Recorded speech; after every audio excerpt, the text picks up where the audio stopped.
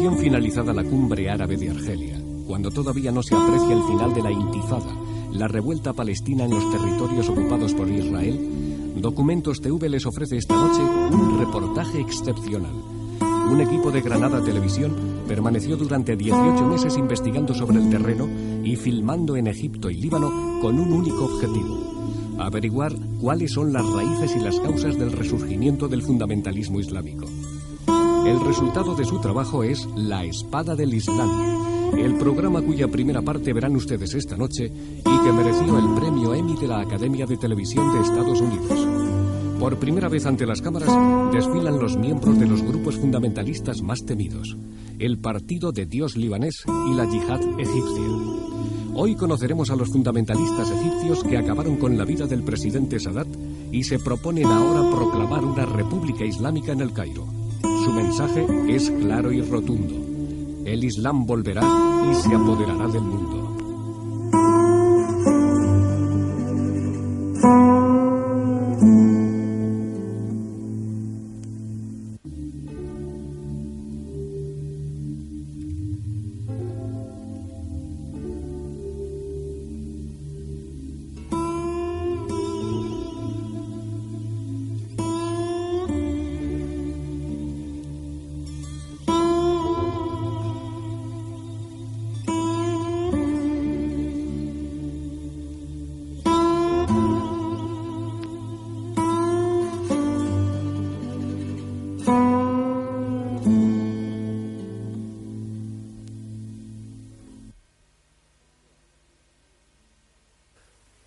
El Islam es una religión caracterizada por una inquebrantable fe en un Dios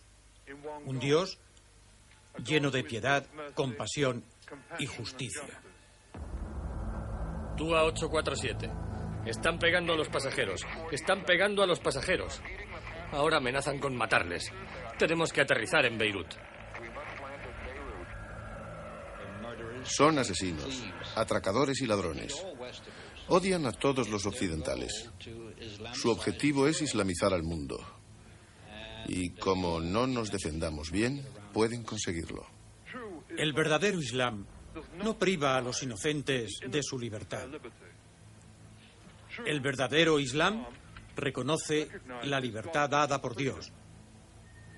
El verdadero Islam implica piedad, compasión y justicia.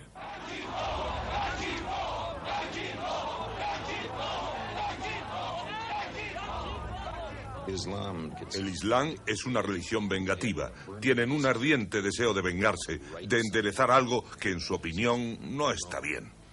Mis secuestradores veían a América como la personificación del mal, el gran Satán.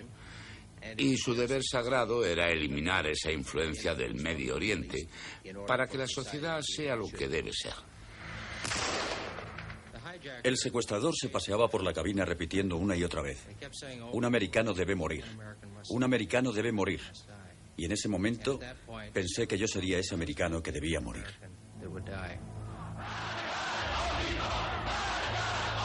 Son gente implacable y sin embargo dicen que son un pueblo tolerante y comprensivo. A mí todo eso me parece una sarta de mentiras. Nunca había visto nada parecido. Nunca pude imaginar que alguien pudiera odiar como odia a esa gente. Honrad a Dios y mostrad al mundo que la compasión, la justicia y la misericordia son más fuertes que la espada. No hay en el siglo XX fuerza más potente que la del Islam. Es el grupo religioso que crece con mayor rapidez.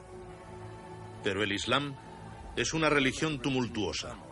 En otro tiempo, una de las fes más tolerantes, hoy presenta a quienes la ven desde fuera una cara nueva y amenazadora. 600 años después de las cruzadas, las fuerzas del Islam están de nuevo en guerra contra Occidente.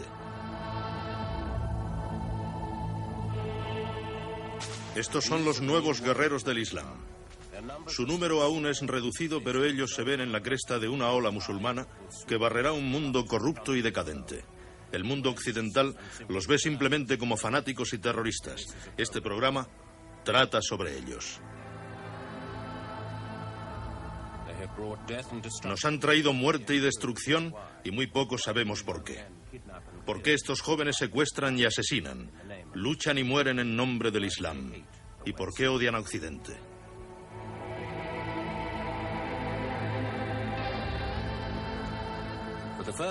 Por primera vez entramos en contacto con dos de los más temidos grupos de la revolución islámica.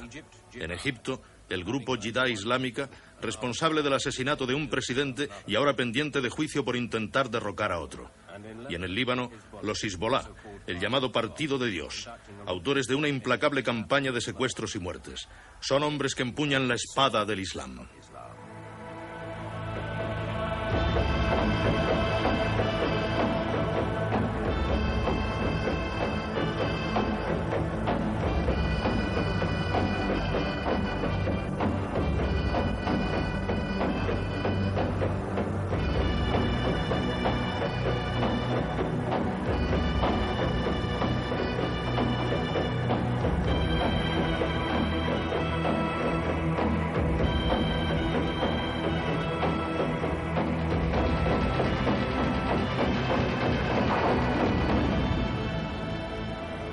La espada del Islam.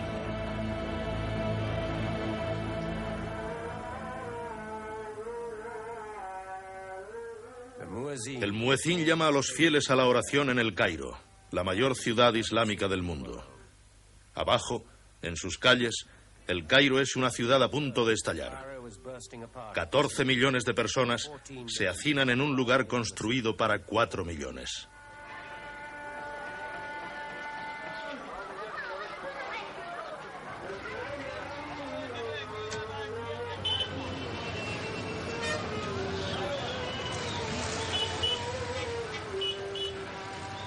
Es una encrucijada entre Asia, Europa y África.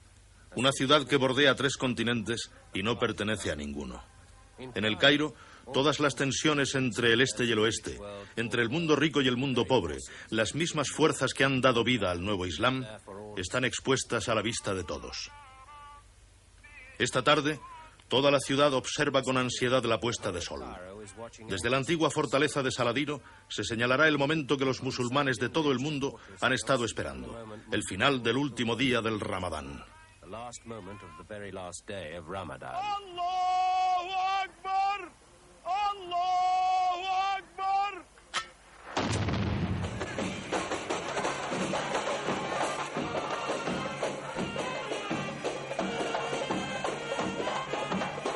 El Ramadán es el mes sagrado de los musulmanes. Durante esos días, nadie ha podido contraer matrimonio. No se ha permitido comer ni beber ni realizar el acto sexual durante las horas diurnas. Los fieles se han levantado durante la noche para rezar sus oraciones y han dormido cuando han podido. La vida comercial se ha detenido. Ahora, todo ha terminado. Ha llegado el momento de celebrarlo.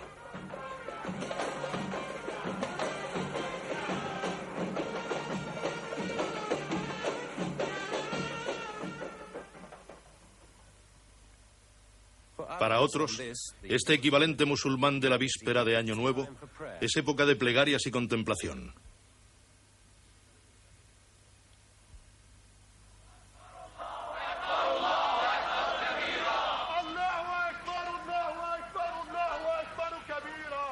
Y para otros, es momento de confrontaciones en las calles de El Cairo. La posibilidad de lograr otra pequeña victoria en el camino hacia una república islámica.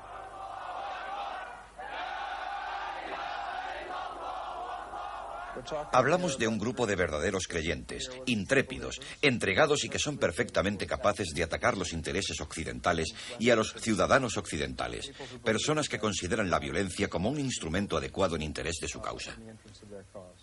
El fundamentalismo moderno ha desencadenado una nueva fuerza política en el mundo. Estos extremistas son peligrosos, su número es reducido, pero representan un importante sentimiento de rabia y frustración de otros muchos millones de musulmanes. El Islam es un árbol que se fortalece y se nutre con la sangre de sus mártires. El Islam volverá y conquistará el mundo.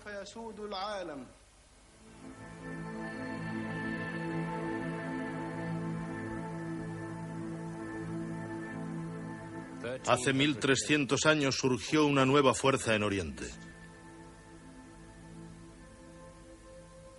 Todo empezó entre gente sencilla como esta, con las palabras de un joven árabe, Mahoma, que pretendía haber recibido un mensaje de Dios. Este mensaje era el Islam, o la rendición ante Dios.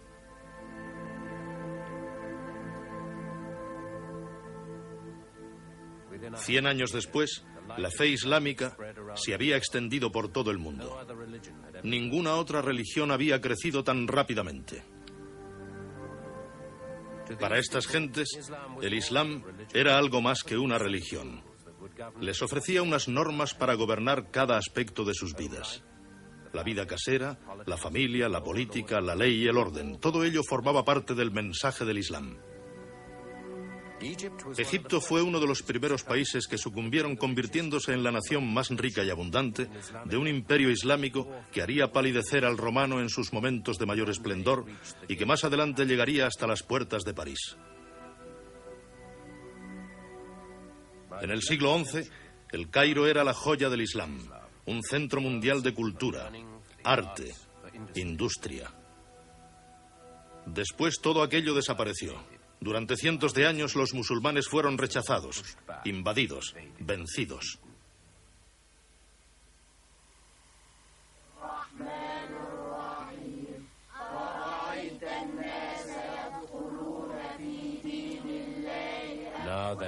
Ahora han vuelto. Incluso para un observador casual, la nación egipcia está siendo más devota. Está insistiendo en el reaprendizaje de las leyes del Islam. Está abriendo paso a un nuevo Egipto.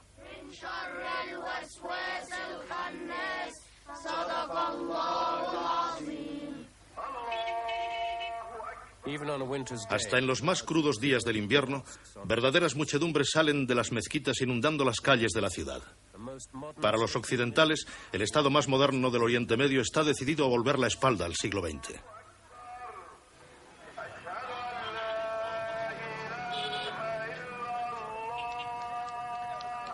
En medio de este fervor islámico que puebla las callejuelas que rodean la antigua fortaleza de Saladino, vive el joven Mohamed Gamal, que está cursando una licenciatura de inglés.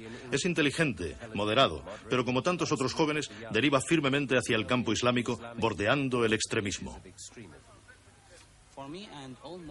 Para mí y para todos los musulmanes, el Islam es una forma de vida. No es solo orar en las mezquitas, es algo que cubre todos los momentos de nuestra vida, desde que nos levantamos hasta que nos acostamos. Hay 5 reglas que Mohammed y los musulmanes deben obedecer. Deben ayunar durante el mes santo del Ramadán. Deben hacer una declaración diaria de que solo hay un Dios y Mahoma es su profeta. Deben intentar ir de peregrinaje a la Meca al menos una vez en la vida. Y deben ceder parte de sus ingresos a los pobres. Pero por encima de todo, deben rezar. Y las plegarias del viernes cuentan más que las del resto de la semana a los ojos de Dios.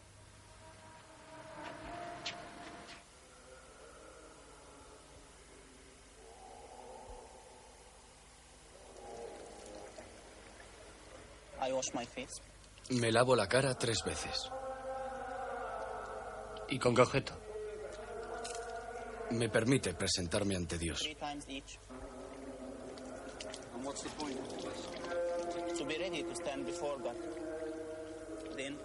Después me limpio el pelo 3 veces. Y también las orejas.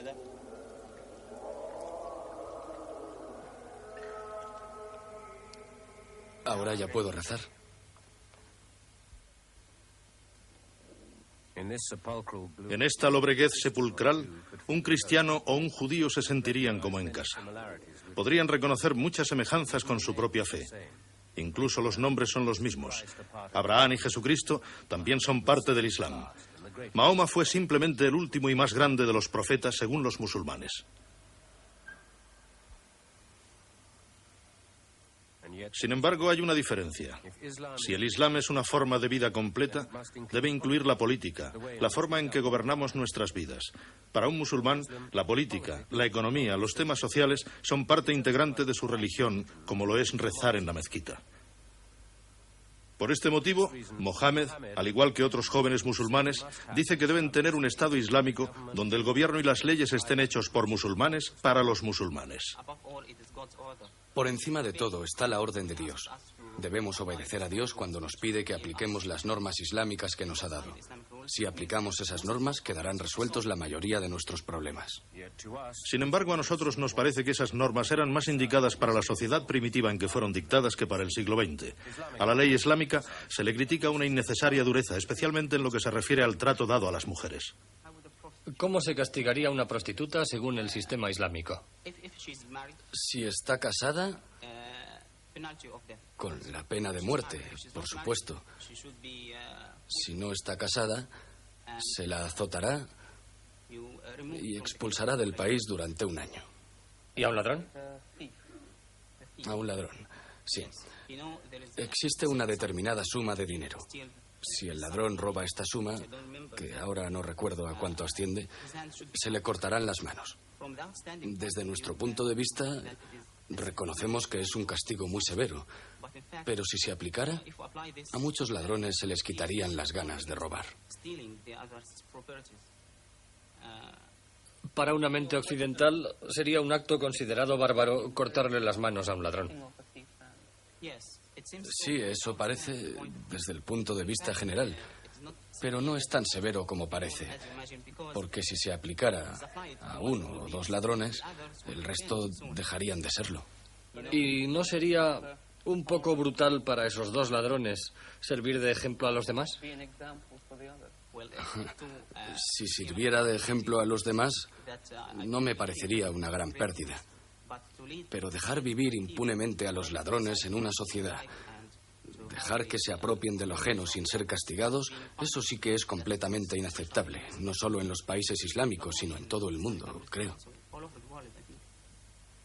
¿En qué se distinguiría un Estado islámico del Egipto actual? Por ejemplo, no vería usted clubs, ni salas de fiesta, ni casinos, ni bares. También se debería azotar a los musulmanes que beben vino. No hay ninguna necesidad de beber vino, porque al emborracharse, el hombre pierde su mente, que es lo único que le eleva por encima de los animales. Si uno bebe vino, se está degradando hasta el nivel animal. Mohammed es el clásico recluta joven de un grupo islámico. Concuerda perfectamente con la imagen estereotipada que se ha hecho de los jóvenes fundamentalistas.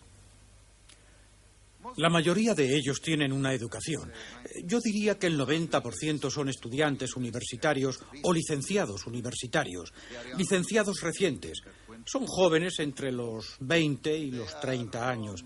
Pertenecen a la clase media-baja, clases que tradicionalmente, al menos en la década de los 50 y de los 60, consideraban la educación como un medio de progresar en la vida. Ahora descubren que la educación no les lleva muy lejos. Muchos proceden de zonas rurales, de ciudades pequeñas, y quieren conseguir grandes logros. Son personas muy sensibilizadas cuando descubren que la regla de la igualdad de oportunidades no se da en la práctica. De eso se dan cuenta a mitad de su carrera universitaria, convirtiéndose consecuentemente en unos insatisfechos, en un perfecto caldo de cultivo de futuros militantes islámicos o fundamentalistas islámicos.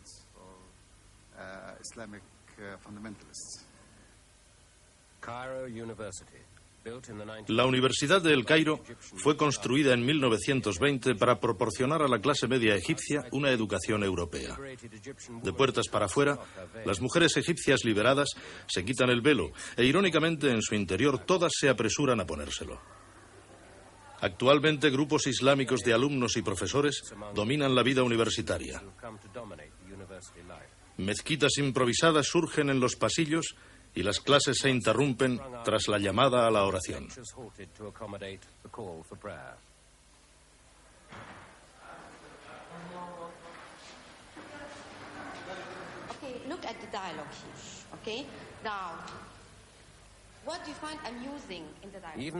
Incluso la rama tradicionalmente más liberal y occidentalizada observa el código islámico respecto al atuendo, y hay una inconsciente segregación de sexos en las clases.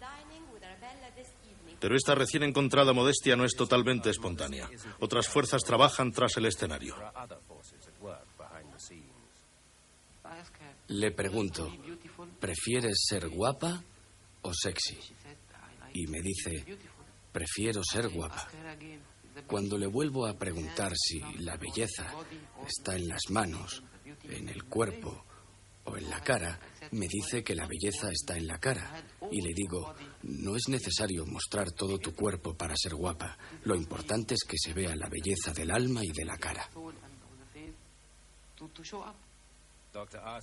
El doctor Hashem Fahim tiene una misión en la vida: convertir al mayor número posible de estudiantes al Islam. Está particularmente orgulloso del éxito conseguido al convencer a algunas mujeres para que lleven la túnica islámica o hijab. Ayer, una chica se puso la hijab y dijo, me siento como nueva. Y es muy extraño todo, porque sus amigos le dijeron que su cara se había vuelto más blanca.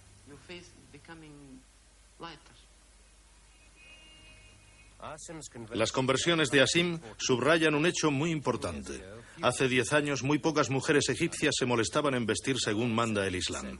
Ahora el 70% han adoptado el velo y se cubren cabello, brazos, piernas y a menudo sus caras. ¿Pero por qué vuelven los jóvenes al Islam?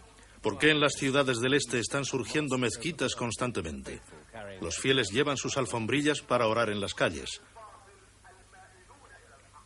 ¿Por qué estos jóvenes buscan soluciones en una fe rígida fundada hace 1300 años? El Islam ha sobrevivido a otras ideologías puestas en práctica. Los intentos socialistas y capitalistas han fracasado en Egipto y, sin embargo, el Islam ha persistido. El Islam es la única gran religión monoteísta del mundo que ofrece un sistema político y, consecuentemente, una alternativa natural. Por otra parte, en una época de tensiones políticas, incluso de represión, la mezquita se ha convertido en el último refugio para los disidentes. En Egipto, esa disensión ha nacido de acontecimientos dramáticos ocurridos en los últimos 30 años. En 1950, Gamal Abdel Nasser accedió a la jefatura del Estado derrocando a una monarquía decadente. Los ingleses fueron expulsados y el canal de Suez nacionalizado. Un sentimiento de orgullo nacional invadió a los jóvenes musulmanes. Nasser era un héroe. Sí, Nasser pensamos que era nuestra gran esperanza. Quería construir un gran Estado. Egipto estaba en las primeras páginas de todos los diarios del mundo. Estaba haciendo realidad nuestros sueños. Todo aquello con lo que soñábamos, Nasser lo hizo realidad. Los musulmanes también tenían un sueño, pero Nasser lo aplastó implacablemente. Miles de militantes musulmanes fueron encarcelados y ejecutados. Habían ayudado a Nasser a alcanzar el poder y a cambio querían tener voz y voto en el gobierno del nuevo Egipto. Pero no había sitio para el Islam en el moderno Estado socialista de Nasser. En 1967, Nasser declaró la guerra a Israel, prometiendo que destruiría de una vez por todas el Estado judío. Lo que ocurrió fue más bien lo contrario.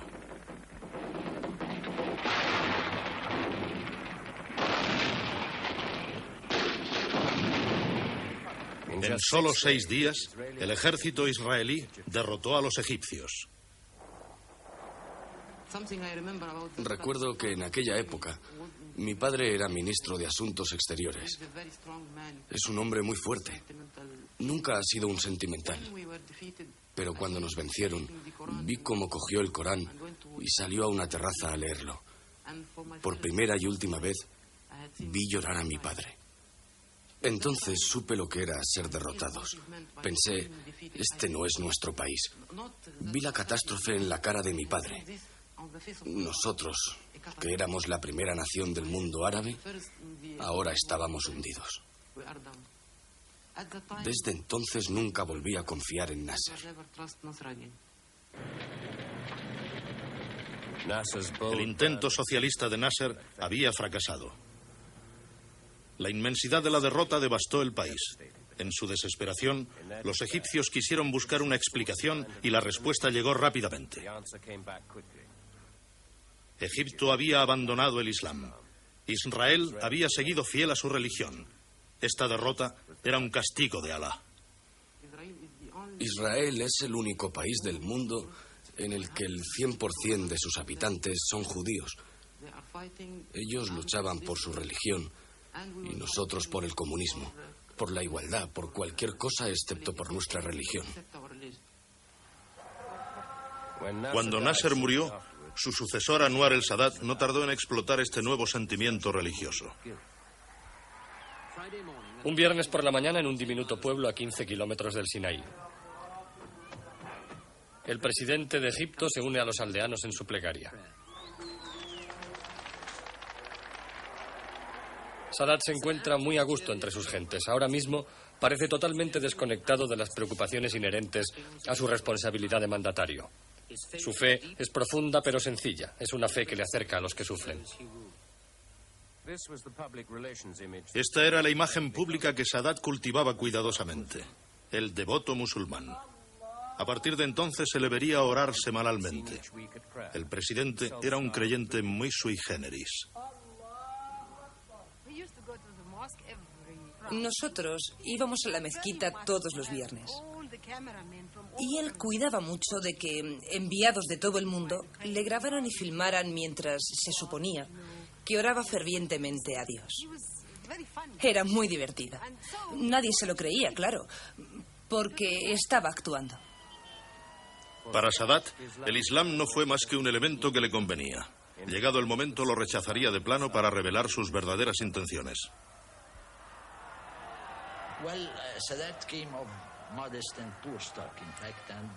Sadat procedía de un medio pobre, humilde. Y desde que le conocí, desde la década de los 40, ya se notaba que era una persona con ganas de medrar, con ganas de llevar una vida de lujo, ropa elegante, dinero, todo aquello que jamás había tenido y que ansiaba poseer. Y cuando tuvo la oportunidad de alcanzar todo esto, se le notó enseguida. Creo que estaba fascinado con el primer millón. El resto viene por sí solo. Los demás millones no tardarán en llegar a tus manos. Egipto no debía convertirse en un país capitalista a imagen de América. El presidente abrió las puertas al dinero occidental y a los hombres de negocios occidentales. Miles de millones de dólares llovieron sobre él. Se construyeron lujosos bloques de apartamentos y bancos. En lugar de casuchas, hoteles de 5 estrellas empezaron a surgir en las orillas del Nilo. Hoteles que pocos egipcios podían permitirse utilizar. Así que todo esto hizo que el proyecto resultara muy atractivo al principio, porque aquí la vida era muy dura y faltaba de todo. Así que la gente estaba contenta y pensaba que iba a poder gozar de cosas que nunca había conocido. Desgraciadamente, se pasó a cubrir proyectos estúpidos como fabricar Coca-Cola y Schweppes, y no se creó nada que diera empleo a los pobres y miserables. Este flujo de dinero, que llegó de repente, hizo a mucha gente extremadamente rica, sobre todo a los que rodeaban a Sadat, que hicieron millones y millones.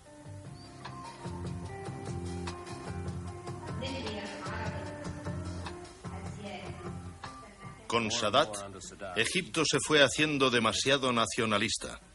Por un lado, una élite muy rica que exhibía su nueva fortuna y copiaba las costumbres de Occidente.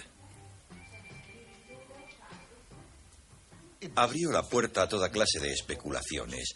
Facilitó que algunos se enriquecieran con demasiada facilidad, que surgieran mafias como hongos. Aquí las mafias tienen un dicho, y es que una vez que has conseguido tu primer millón, has conseguido tu primer conejo, porque una vez que has pasado del primer millón, los conejos proliferan fácilmente.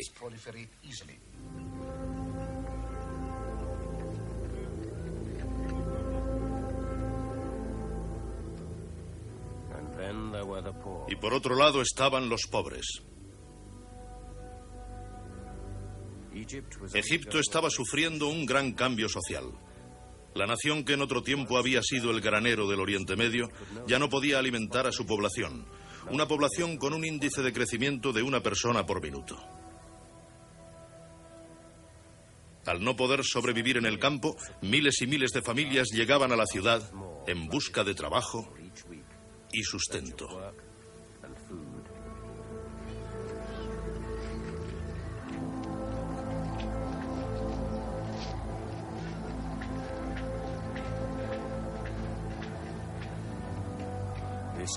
Esta ola de inmigrantes sin hogar ni trabajo se convirtió en un mar de resentimientos. Condenados a la miseria en una sociedad que premiaba la corrupción y la avaricia, el Islam se convirtió en su voz. Cuando hay gente que sin motivos justificados se enriquece, mientras otros siguen en la miseria, una forma de transformar las frustraciones en virtudes es explicar tu comportamiento en términos religiosos. Cuando dices, yo soy un puritano y hago esto y lo otro porque lo ordena el Corán, eso es justificar que no acepto esto o lo otro porque no soy capaz de hacerlo, porque no tengo medios. Aquellos que no pueden enriquecerse y quieren seguir fieles a su religión. Una mujer es digna cuando lleva una túnica larga. Y por otro lado, resulta que tampoco tiene medios para vestirse de otra forma. Es una manera de inmunizarte contra frustraciones de la política, de puertas abiertas, cuando no consigues acceder al grupo de élite. Los nuevos musulmanes surgidos de este sentimiento de frustración eran jóvenes y militantes. Culpaban a Occidente y a su perniciosa influencia de todos sus males. Mohammed Islam Buli se convertiría en el jefe del grupo musulmán más fanático, la Yihad Islámica. Occidente se opone tajantemente al Islam. ¿Cuál es el motivo? No lo sé, pero ocurre desde hace mucho tiempo. Desde la época de las cruzadas, en vez de una guerra con armas, utiliza la táctica de invadirnos con sus ideas. Occidente nos ha traído la corrupción, las mujeres desnudas, el alcohol, incluso los menores detalles, nos han sido impuestos por Occidente, como si Occidente fuera Dios. ¿Dónde está la llamada cultura occidental? Si se tratara de ciencia o de educación, les daríamos la bienvenida. Pero Occidente solo trae corrupción, drogas, heroína, mujeres desnudas, por ejemplo. Son cosas que jamás permitiremos. Hablan de historias realmente terroríficas sobre la vida en Occidente, una vida que piensan que queremos imponerles. Safinas Qasim es una conocida escritora musulmana, en otro tiempo crítica de teatro en Broadway, pero los años que pasó en Occidente solo han servido para endurecer sus opiniones. Vemos que están ustedes obsesionados con el sexo. Por eso, en Occidente se pasean desnudos.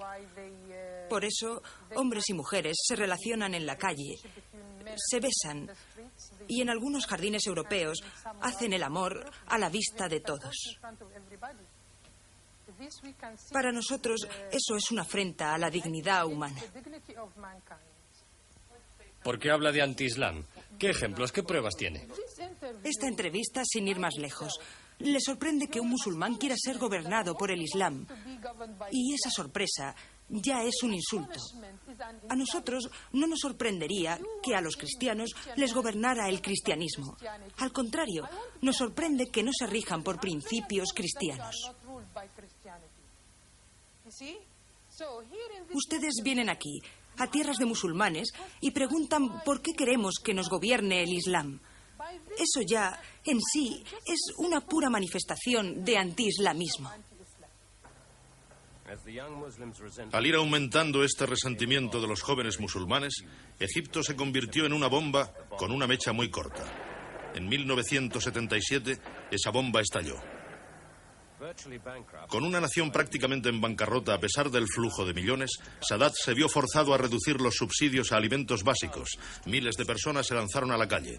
Fueron los disturbios más violentos que había conocido el Cairo y Sadat tuvo que dar marcha atrás. Se convirtió en un hombre acosado y decidió hacer la jugada de su vida. A las 8 de la tarde, hora israelí, el avión presidencial aterrizó en el aeropuerto Ben Gurión de Tel Aviv, tras un viaje de 22 minutos, pero que abarcaba 30 años.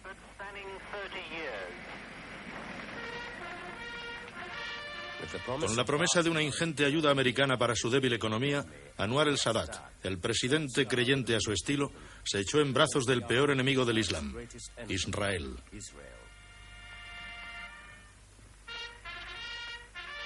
Quizás no se diera cuenta de que en ese momento estaba firmando su sentencia de muerte. Buenas noches. Este es un momento histórico. Esta tarde a las 2:11 hora oriental, Egipto e Israel han firmado un tratado de paz. Un tratado que acaba formalmente con 3 décadas de guerra.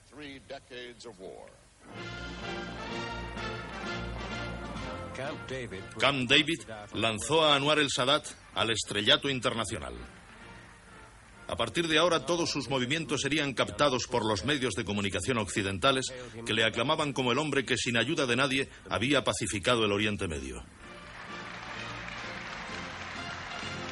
Sin embargo, existía un gran descontento entre sus más cercanos colegas. Realmente estaba jugando. Jugó y tuvo éxito, convirtiéndose en un gran héroe internacional. Pero confundió todos los conceptos. Y, por supuesto, no resultó. Para los musulmanes devotos, esta paz era un terrible sacrilegio. Jerusalén, el tercer santuario del Islam, quedaba definitivamente en manos israelíes. Para los religiosos musulmanes, Jerusalén es una ciudad muy importante, no solo para los musulmanes egipcios, sino para los del mundo entero. Y Sadat no consiguió recuperar Jerusalén. A mí me pareció el fin del mundo. Me sentí terriblemente ofendida, como si alguien me hubiera robado algo muy importante. Y cuando se firmaron los acuerdos de Camp David, me puse una túnica negra como señal de protesta, como señal de duelo. Al extenderse la protesta sobre los acuerdos de Camp David, Sadat inició la represión de los opositores. En un día fueron detenidas más de 3.000 personas. Es una purga. A Sadat se le consideraba el nuevo faraón, un hombre capaz de ignorar las cuestiones islámicas, un hombre capaz de emprender una política exterior rechazada por los musulmanes y un hombre capaz de represaliar sin piedad a los disidentes. Abrí la puerta y de repente me vi rodeado por 7 u 8 personas armadas. Registraron mi casa y al no encontrar nada dijeron: tiene usted que acompañarnos. El doctor Fahim tardó un año en volver a su casa. Le habían detenido por ser un conocido activista musulmán. Durante el interrogatorio se oyeron gritos. Alguien dijo: le están aplicando electricidad. Otro dijo: no, le están quemando con cigarrillos. ¿Sabes por qué lo sé? Porque sabemos diferenciar los gritos. Cuando grita como el silbido de un tren, muy agudo, es que está recibiendo descargas. Cuando grita una vez y se para, es por una quemadura de cigarrillo.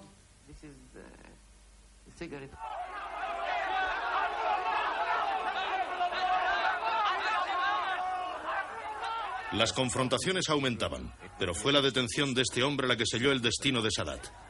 Mohammed Islam Bulit es líder del grupo Yihad, grupo entregado a la lucha a ultranza para conseguir un Estado islámico, a cualquier precio, incluso matando. La detención y tortura de Islam Bulit fue una de tantas. La única diferencia estaba en el hecho de que su hermano Khaled, oficial del ejército y miembro de la Yihad islámica, tenía la posibilidad de vengarse.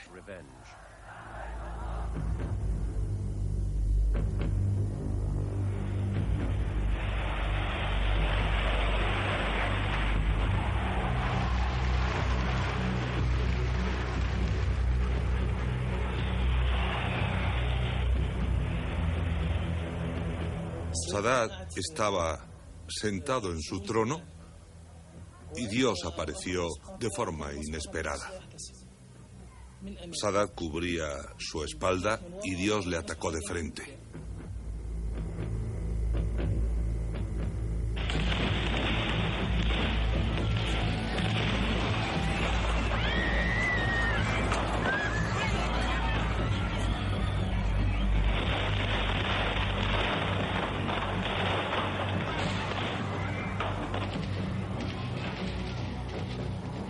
Se hizo de forma bonita, elegante, valiente.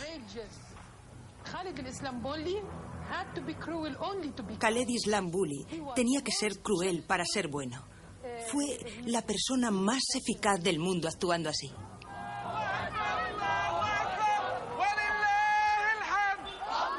Amanecer en las calles del Cairo.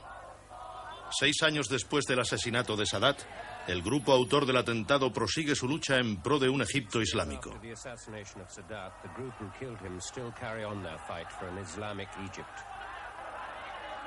3 días después de esta manifestación en la zona centro del Cairo, Mohamed Islambuli fue detenido como cabecilla. Sigue en la cárcel a la espera de juicio.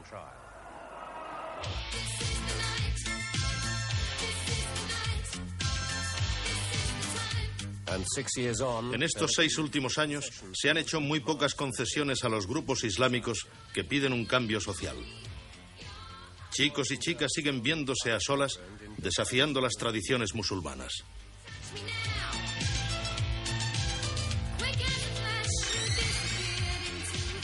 Y a pesar de las revueltas y las explosiones, bares y casinos siguen floreciendo.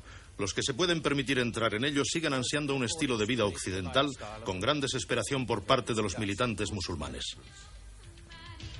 Muchos de ellos opinan que Occidente ha vuelto a penetrar con un disfraz. El de las multinacionales, la publicidad y las series de televisión. Dallas, Sueño con Jenny, Dinastía. Todo esto es un insulto a la sensibilidad, a nuestro sistema de valores. Desde luego, no son solo los occidentales quienes introducen estas ideas, sino una parte de nuestra sociedad que adora lo occidental, disfruta con lo occidental, dispuesto a aliarse con Occidente. Y la ira de muchos militantes islámicos va igualmente dirigida hacia los gobernantes, que también se alían con Occidente, así como contra la cultura occidental, la dominación occidental a través de las multinacionales, el World Bank, IMF, y las crecientes deudas que parecen atar de nuevo las manos de la sociedad. Política y socialmente, Egipto está más dividido que nunca. Una serie de disturbios, matanzas y detenciones han incendiado el espíritu de los activistas. Al aumentar la represión gubernamental, el Islam se ha convertido en la oposición al Estado.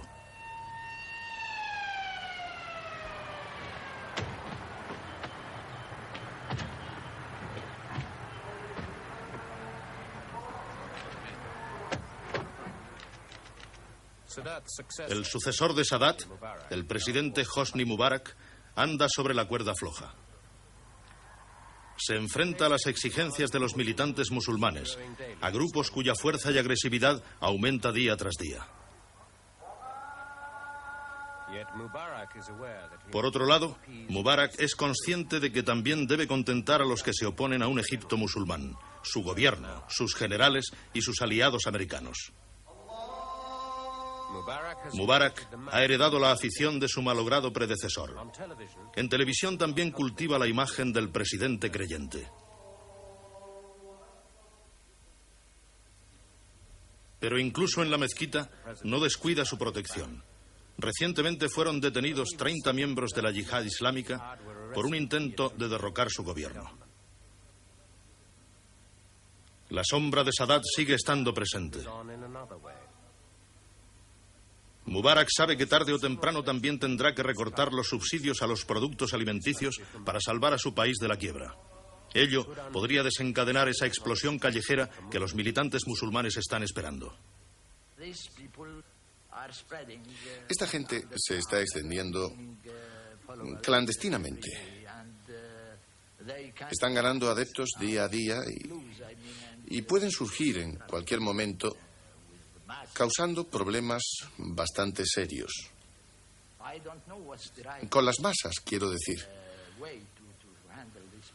No sé cuál sería la forma adecuada de manejar a estos grupos. Pero mientras la economía siga causando estos problemas sociales, estos grupos van a seguir buscando soluciones en la religión. La amenaza es muy importante, en mi opinión. Es la única vía de escape para su sentimiento de frustración. Y mientras no se demuestre que puede haber otras soluciones a corto plazo, la gente seguirá refugiándose en el Islam, dé resultados o no. A 3 kilómetros del lugar en que reza Mubarak, algunos de sus más terribles enemigos mantienen una reunión secreta. Son miembros de la yihad islámica y muchos de sus hermanos, como ellos los llaman, están encarcelados. Pero otros tantos siguen en libertad y se reúnen en pequeñas mezquitas como estas. Para estos jóvenes, Irán es su ideal y América su enemiga. Han asesinado a un presidente y se preparan para matar de nuevo. Debemos conseguir nuestros objetivos a cualquier precio, a costa de cualquier sufrimiento. Dios te ha dicho que es dueño de tu cuerpo y de tu alma. El cielo es tuyo, estás luchando por Dios. Mata y muere. El miembro de Yihad está dispuesto. Incluso le hace feliz utilizar la violencia para recuperar el paraíso perdido.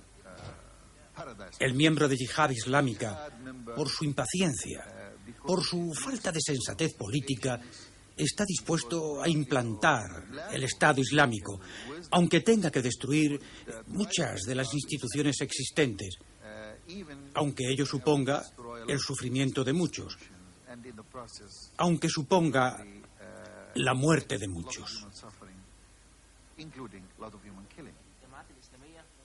Los grupos islámicos están preparados para recurrir a la violencia.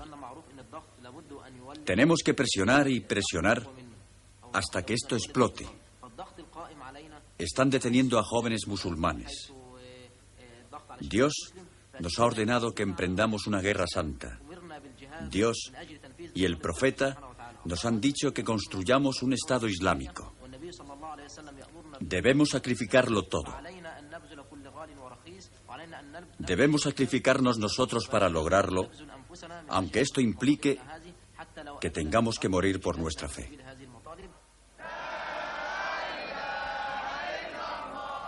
Estos son los fundamentalistas egipcios, pero hay miles como ellos en cada país del Oriente Medio. Sus motivos difieren según el país, pero todos ellos son producto de las frustraciones del tercer mundo. La envidia y al mismo tiempo el resentimiento contra Occidente, su poder y su riqueza.